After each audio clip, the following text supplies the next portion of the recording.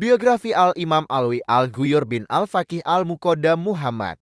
Beliau adalah Al-Imam Alwi bin Al-Faqih Al-Muqaddam Muhammad bin Ali bin Muhammad Syahib Mirbatu bin Ali Kali Qasam bin Alwi bin Muhammad bin Alwi bin Ubaidillah bin Al-Imam Al-Muhajir Ahmad bin Isa, dan terus bersambung nasabnya sampai Rasulullah. Beliau dijuluki dengan Al-Ghuyur yang cemburu, yaitu yang cemburu atas namanya. Hal ini dikarenakan tidak ada seorang pun dari keluarga Bani Alawi di zaman beliau yang bernama Alwi. Jika ada seseorang yang berniat memberi nama Alwi, pasti ia akan terkegan untuk menamakan dengan nama itu, sehingga memberikan nama lain. Beliau dilahirkan di kota Tarim dan dibesarkan di sana. Beliau dididik langsung oleh ayahnya. Beliau mengambil dari ayahnya berbagai macam ilmu dan pengetahuan. Beliau juga menempuh jalan ayahnya, baik secara syariat, tarikah maupun hakikat. Ibu beliau adalah Hababah Zainab binti Ahmad bin Muhammad Sahib Mirbata, seorang wanita yang termasuk Al-Arif Billah. Beliau adalah seorang keturunan Rasul yang agung, seorang yang alim dan mengamalkan ilmunya, serta seorang ahli zuhud. Beliau adalah seorang Al-Arif Billah, mempunyai makom yang tinggi dan karomah yang luar biasa.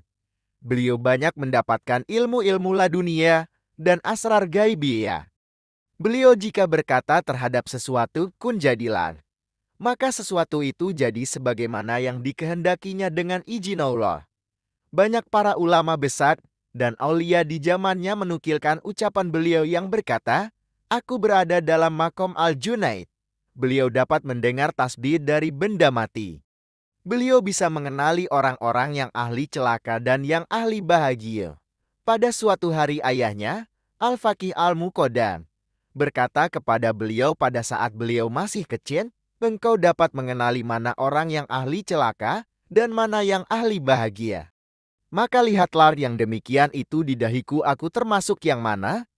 Lalu beliau melihatnya dan mendapatkannya sebagai orang yang termasuk ahli bahagia. Kemudian beliau sampaikan hal tersebut kepada ayahnya. Wajar jika banyak ulama besar dan aulia di zamannya yang menukil ucapan-ucapannya. Beliau juga mampu mengenali orang-orang yang celaka dan bahagia. Beliau dapat mengetahui siapa yang bernasib baik dan siapa yang bernasib buruk. Sebagaimana sabda Rasulullah, "Takutlah kalian kepada firasat seorang mukmin. Sesungguhnya seorang mukmin dapat melihat dengan cahaya Allah." Suatu saat beliau berziarah ke datuknya, Rasulullah, dan di sampingnya ada Abu Bakar dan Umar, semoga Allah meridhoi keduanya. Beliau berkata kepada datuknya, "Di manakah kedudukanku di sisimu, wahai kakek?" Menjawab Rasulullah, "Di kedua belah mataku."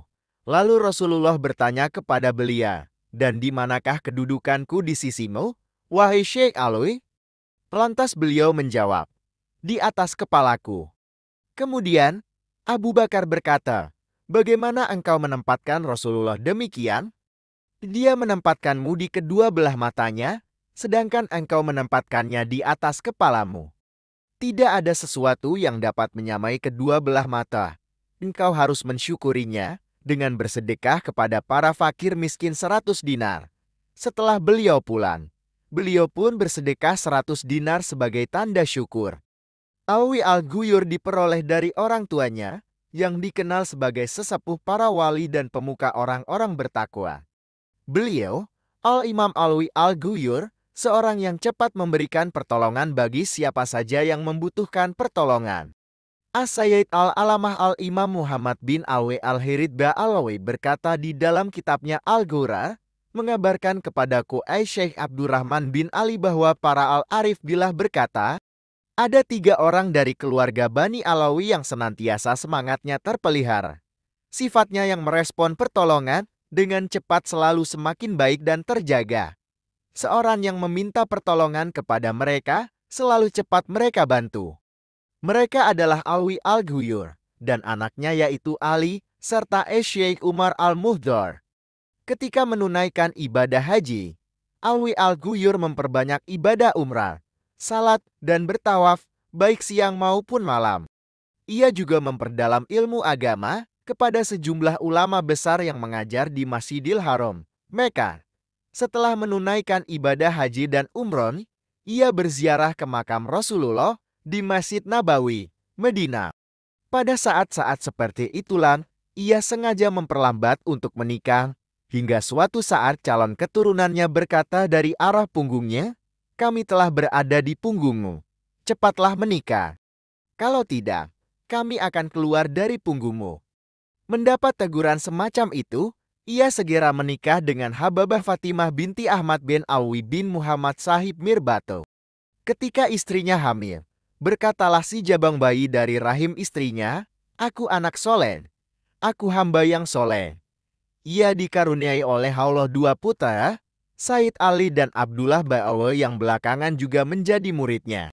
Muridnya yang di belakang hari menjadi ulama, antara lain Said Abdullah Ba'alwe, Said Ali, Ahmed, Syekh Ali Ibnu Salim, Syekh Ahmad Muhammad Bamukhtar, dan sejumlah ulama kenamaan yang lain.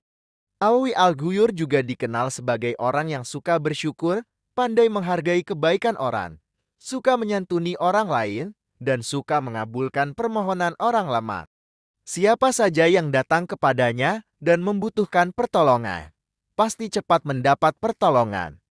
Dalam kitab Al-Qurat, As-Sayyid Al-Alamah Al-Imam Muhammad bin Alwi Al-Hirid Ba'alawi menulis, Syekh Abdurrahman bin Ali mengabarkan kepadaku bahwa para ulama besar berkata, ada 3 orang keluarga Bani Alawi yang semangatnya senantiasa terpelihara oleh Allah.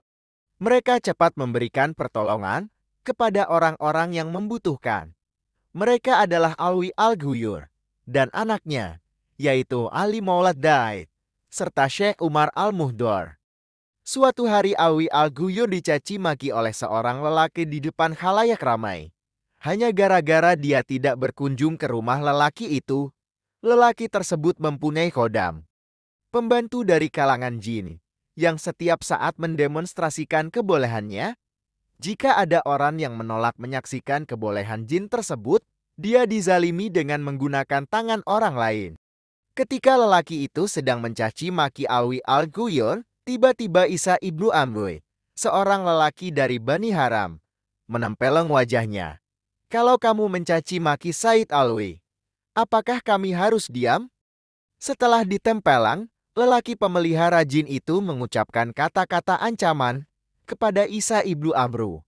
Khawatir akan ancaman lelaki tersebut, Isa ibnu Amr kemudian menemui Said Alwi Al-Ghuyur. Kamu jangan takut, kata Alwi Al-Ghuyur. Tapi Isa ibnu Amr tetap takut dan tak berani beranjak dari sisi Said Alwi Al-Ghuyur. Akhirnya Said Alwi Al-Ghuyur pergi ke masjid dan menggerak-gerakkan sebuah pintunya hingga terdengar suara berderit-derit. Kemudian ia pergi ke pintu lainnya dan menggerak-gerakkannya seperti terhadap pintu pertama. Ini suara lelaki itu dan suara jin yang selalu ia gunakan untuk mengganggu orang. Kini jin itu telah terbunuh dan lelaki itu sudah melarikan diri dari Taim, kata Syekh Alwi Al-Ghuyur. Al-Imam Alwi Al-Ghuyur wafat pada hari Jumat, 12 Zulkaidah 669 Hijriah. Jasadnya disemayamkan di makam Zanbal, Tarim, di sebelah timur makam ayahandanya. Radhiyallahu anhu wa arda. Disarikan dari Syarah Al-Ainiyah, Najm Sayyidina Al-Habib Al-Kutub Abdullah bin Alwi Al-Haddad Ba'alawi, karya Al-Alamah Al-Habib Ahmad bin Zain Al-Habsyi Ba'alawi, dan Alawiyen, asal-usul peranannya, karya Alwi Ibnu Ahmad Bilfaqih, dikutip dari majalah Al-Kisah nomor 01 bagi tahun FE bagi 15 Januari tahun 2006. Wallahu alam bishawab. Terima kasih.